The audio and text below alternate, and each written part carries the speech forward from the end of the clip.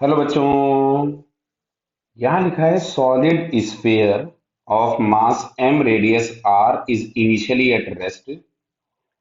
Solid sphere is gradually lowered onto the truck moving with constant velocity v naught. What is the final speed of the sphere center of mass from the ground frame when it starts pure rolling motion? Clear? तो देखो सबसे पहले अगर हम इस पे चढ़ गए,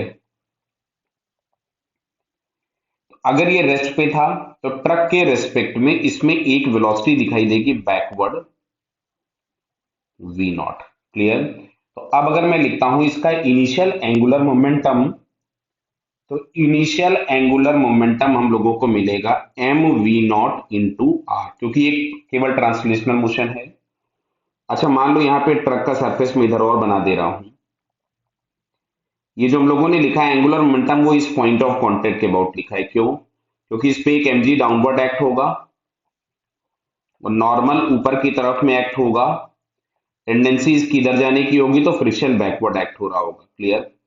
तो जो फ्रिक्शन होगा वो भी यहीं से पास होगा, या पॉइंट ऑफ कांटेक्ट के अबाउट भी हम बोल सकते थे. तो इस वाले पॉइंट के अबाउट अगर हम देखेंगे तो तीनों के टॉर्क जीरो है, तो एंगुलर मोमेंटम हम कंजर्वेशन लगा सकते थे. जब प्योर रोलिंग स्टार्ट हो गई तो मैंने बोला v हो गया, और इसका ये ओमेगा हो गया, और प्योर रोलिंग स्टार्ट है तो v बाई आर होगा. तो फाइनल एंगुलर मोमेंटम हम लोगों को मिलेगा M V R plus I omega. I की जगह हम लोगों ने लिख दिया 2/5 mr² इंटू ओमेगा की जगह मैंने लिख दिया v बाई आर. तो इस आर से आर कैंसिल हो गया, एम से एम कैंसिल हो गया, और ये वाला एक आर और कैंसिल कर लीजिए. मैं एक बार फिर लिख देता हूं. तो it is v naught is equals to v plus 2/5 times v. तो ये जो v हम लोगों के पास आ जाएगा, ये हम लोगों के पास आ गया 7/5.